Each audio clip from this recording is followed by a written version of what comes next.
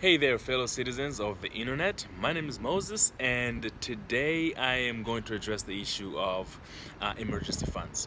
So, it just dawned on me a couple of months ago that I was in a new city, Los Angeles, place that I really like to be. Um, Nice weather. Anyways, so it dawned on me that I am in a new city, and I really did not have any um, money really saved up. And if you're gonna move to Los Angeles, like you should at least have a decent amount of money prepared as a form of cushion, at the very least. Um, Anyway, so I started to wonder what percentage of the population does not have emergency funds, right? So I did a little bit of research and I ran into some staggering numbers that basically made me really question about anything that I learned in school about financing. So anyways, I found out that about 39% of the United States population, only 39% of the population can actually pay out of pocket an emergency that costs $1,000 or more. And that's really interesting because the median household income right now is about $59,000 a year, $55 to $59,000 a year. So if the average family household income is $59,000 a year, yet only 39% of the population can afford a $1,000 emergency fund, what is actually going on? So to me, that goes to show that there is a lot of misunderstanding, a lot of just not even misunderstanding, just a lot of bad habits going on within our society that kind of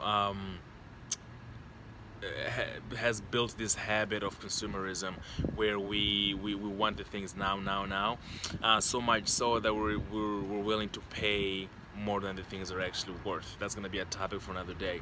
But anyways, so how did I save up that $1,000? As soon as I figured out that I actually needed, and the reason that I figured out that I needed this is because my car got impounded. So I had parked at a spot that I thought I was parked there legally, and I wasn't. So I came there the very next morning and my car was gone, and I had to pay $164, and I could not come up with that money on my own. And that was really scary. So what I actually ended up doing is I had to sell a possession of mine. I'm really huge into cameras and camera gear and video production, so I had to sell some of my camera gear in order to get my car out. That was a really hard thing for me to do. But once I sold that, like a month or two later, I realized, okay, I didn't really need that camera. I didn't really need that camera equipment as much as I thought I needed it.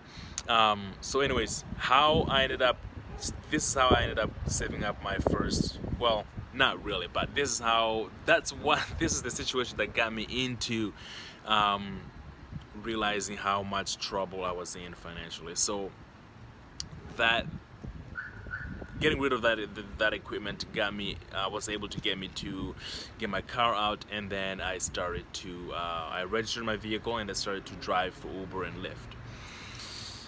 The very first thing that I did was literally save up nearly every penny that I could and stack it up to $1,000, because I knew even though $1,000 does not really do much, like if your engine blows up, the $1,000 is not really going to help much, but mentally it played a huge role because it allowed me to prepare myself, not prepare myself, but to get into this habit of saving money,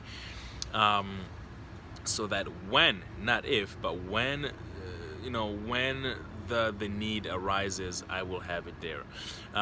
So I saved up every penny that I made, every dollar that I made, I just straight to the savings account until I hit that $1,000 goal. And that took about, I think that was two solid weeks, but that was me driving like crazy, and that was before I had another job on top of Ubering. So that really allowed me to save up money really fast.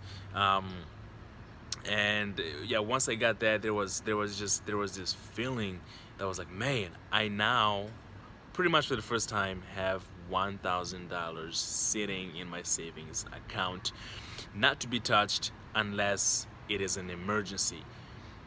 And at the same time, it occurred to me that 59% of the population does not have that.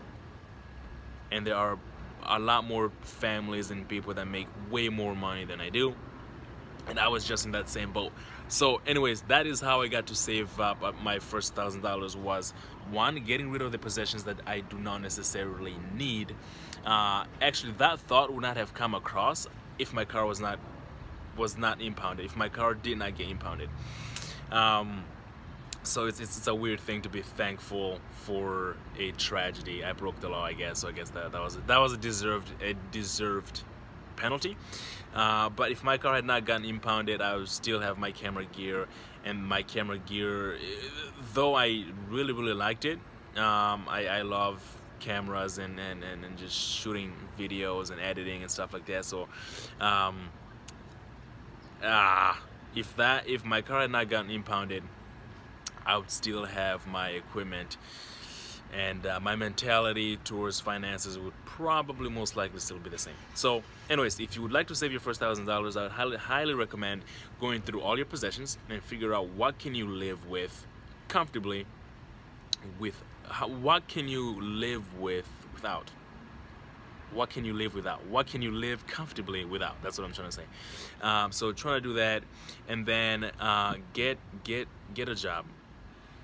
Obviously you're gonna need a job, but if you already have a job and you're still just going paycheck by paycheck, try to try to find something that's part-time, so you can drive for Uber or Lyft, you can do Grubhubs, you can shoot, I don't know what cities you're in, what the economic situation in your area is, but try to find anything that you can do on the weekends, right? So anything that's very small, but you need to save up that $1,000, because I've asked around and I was not the only person that did not have $1,000 in their bank account just sitting for savings account. So anyways, that is my view on it. Probably gonna start releasing more videos regarding my journey, my financial journey towards this this path. But yeah, let me know if you have any questions and I will be happy to answer for you. Thank you. Until next video, peace.